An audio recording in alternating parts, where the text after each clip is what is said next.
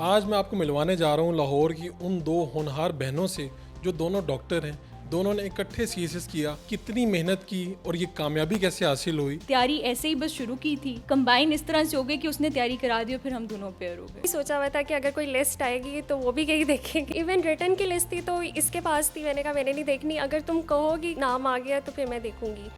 Urdu point की videos देखने के लिए हमारा चैनल सब्सक्राइब कीजिए और बेल के आइकन पर क्लिक कीजिए ताकि आप हमारी तमाम आने वाली वीडियोस से बाखबर रह सकें। डॉक्टर सबा शकील नागरा, पहले डॉक्टरी की और फिर सीएसएस किया। क्या हुआ, क्या सोचा था शुरू से कि मैंने ये बनना है? अस्सलाम वालेकुम। जहाँ तक बात डॉक्टरी और सीएसएस का है तो दोनों टोटली मुख्तलिफ फील्ड्स हैं, लेकिन सोचा नहीं था। जब तक एफएससी किया तब तक तो बिल्कुल नहीं सोचा था, तब तक माइंड में सिर्फ ये था कि डॉक्टरी ही करनी है। लेकिन जब डॉक्टरी हो गई तो उसके बाद फिर ये सोचा कि आगे क्या करना है। तो उसमें हमारे घर में ये कि हम लोग ना डिस्कस करते हैं चीज़ें पेरेंट्स के साथ। तो उसमें फिर जब डिस्कशन किया तो तय ये पाया कि पाकिस्तान में अगर रहना है तो पाकिस्तान में सिविल सर्विस से बेहतर नौकरी जो है कोई भी नहीं है। तो यही वजह है कि फिर डॉक्टरी करने के बाद भी सिविल सर्विस का एग्ज़ाम दिया। आप में से आप बड़ी हैं, मैं पढ़ी हूँ। दोनों ने इकट्ठे ही पहले एमबीबीएस किया, फिर आप बाकायदा तैनात थी हॉस्पिटल्स में और फिर उसके बाद आपने दोनों ने ही इकट्ठे सीएसएस कर लिया। प्लान करके आई थी कि ये करना है हमने। देखिए, प्लानिंग तो वो बात है ना कि एक प्लानिंग इंसान करता है और एक प्लानिंग अल्लाह ताला करते हैं, और प्लानिंग वो ही सस्टेन करती है जो अल्लाह मियाँ ने की होती है। एज सच अगर हम देखें तो सीएसएस की प्रेपरेशन हमने साथ की थी, लेकिन जो सिनारियो जा रहा था उस टाइम पे, उस सिनारियो में ये था कि कोविड में मेरी ड्यूटी लग गई थी मेयो हॉस्पिटल में, और मेरा सीएसएस में पेयर होना जो था वो ऊपर नीचे लग रहा था, क्योंकि आईसीयू की ड्यूटी होती थी, 12 आवर्स की शिफ्ट होती थी और कोविड आईसीयू होता था, और वहाँ पे काफ़ी क्रिटिकल पेशेंट्स आते थे जो कि most of the times intubate होते थे और वेंटिलेटर्स पे जाते थे। तो मेरी जो ये बहन है, इन्होंने मेरी तैयारी कराई थी रिटर्न के लिए, और मैंने अप्रॉक्सीमेटली ये होता था कि कोविड की मैं वीक की ड्यूटी करती थी और 2 वीक का क्वारंटीन मिलता था।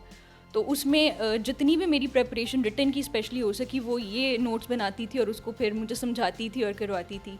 और इवन जब एग्ज़ाम्स देने का भी टाइम आया तो भी मैंने कोविड के क्वारंटीन के अंदर, मतलब कोविड आईसीयू करने के बाद जो 14 डेज़ का क्वारंटीन मिलता है, उसमें मैंने अपना जो रिटर्न का एग्ज़ाम था वो दिया था। तो ये तैयारी ऐसे ही बस शुरू की थी और वो कंबाइन इस तरह से हो गई कि उसने तैयारी करा दी और फिर हम दोनों पेयर हो गए। आइडिया किसका था कि दोनों करें? आइडिया पेरेंट्स का था कि दोनों इकट्ठे करोगे तो वो इजी भी हो जाएगा और पॉसिबल है कि दोनों का हो भी जाएगा। डॉक्टर अलीना शकील नागरा, आप इनसे छोटी हैं लेकिन आपने एमबीबीएस भी किया, उसके बाद कहाँ पे आपने हाउस जॉब की?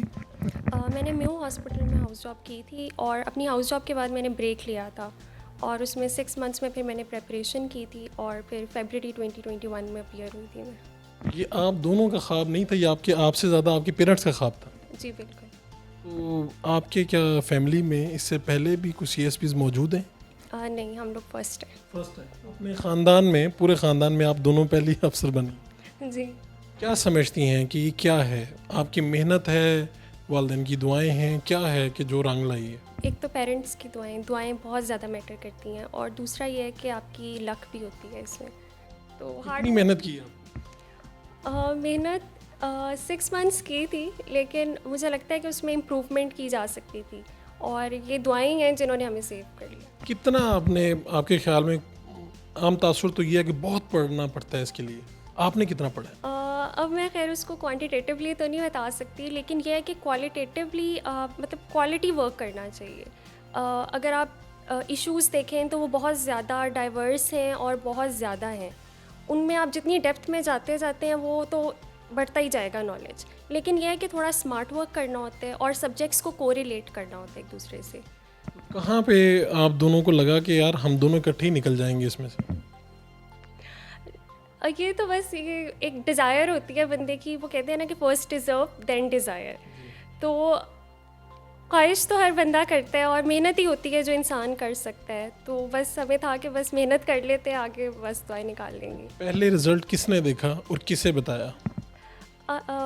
मैं थोड़ी ना हो जाती हूँ, पैनिक हो जाती हूँ, तो रिज़ल्ट मैंने यही सोचा हुआ था कि अगर कोई लिस्ट आएगी तो वो भी यही देखेगी, जो भी होगा यही देखेगी।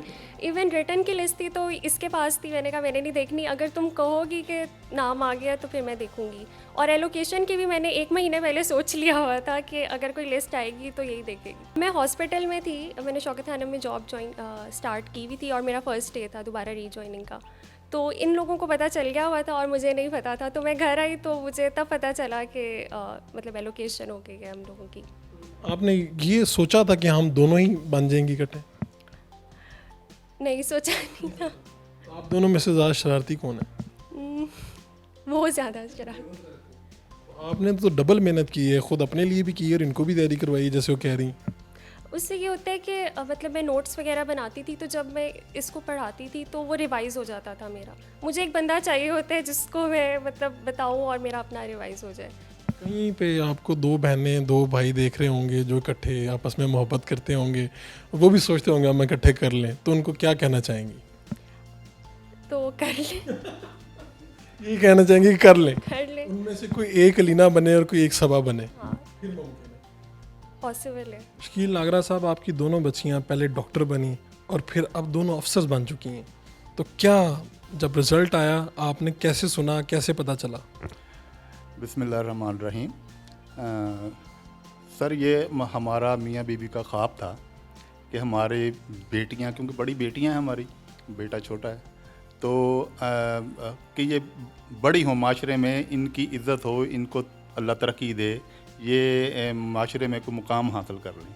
तो जो लाइन इनको दी थी सर, इन्होंने वो मजबूती से थामी रखी, मेहनत करती रहीं, और इनको कुदरती बात है सर कि अल्लाह ताला ने हमें टीचर भी इस तरह के दिए कि जिन्होंने मेहनत की इनके ऊपर, बच्चों के ऊपर, और उसका रिज़ल्ट सर फिर ये सामने है कि अपने मेयो हॉस्पिटल में या दूसरे हॉस्पिटल में ड्यूटी के बावजूद ये रातों को, हमारा सोने का टाइम होता था 11-12 बजे, इन लोगों का पढ़ने का टाइम होता था, ठीक है ना। किसी को हम सुबह 3 बजे कह रहे हैं बेटा सो जाओ, अब रात हो गई बहुत, सो जाओ, तो सुबह फिर 8 बजे उसी रूटीन में ड्यूटी पे जाना। तो सर ये हम बड़ा प्राउड फील करते हैं। नागरा साहब, आप खुद क्या करते हैं और आपके कितने बच्चे हैं? मेरे सर माशाल्लाह 4 बेटियां हैं, 1 बेटा है छोटा। बड़ी बेटी सबा शकील नागरा है, छोटी है डॉक्टर रवीना शकील नागरा है, फिर जवेरिया शकील नागरा है, फिर सानिया शकील नागरा है, फिर मोहम्मद अहमद शकील नागरा बेटा है। ये सारे बच्चों को आप डॉक्टर ही बनाए जा रहे हैं? सर अब एक होता है ना कि घर में जिस तरह हमारे इनकम टैक्स में बड़े थे हमारे, तो वो फिर होता है कि बंदा एक दूसरे को देखता है कि यार ये जा रहा है, ये फ़लाँ लाइन में है, फ़लाँ लाइन में है, तो वो थोड़ी सी फिर ज़हनी तौर पर भी सपोर्ट हो जाती है। तो इसी तरह जब बड़ी बेटी ने MBBS किया तो 1 साल का फ़र्क इसका था, तो ये भी उसी लाइन पर चली गई। फिर 1 साल का छोटी बेटी डॉक्टर जवेरिया शकील का था, वो भी उसी लाइन पर चली गई। आपने तो सारी ज़िंदगी अपनी सर्विस की, बड़े बड़े अफसरान के साथ आप रहे, कभी खुद सोचा था कि बेटियां भी बड़े अफसर बन जाएंगी?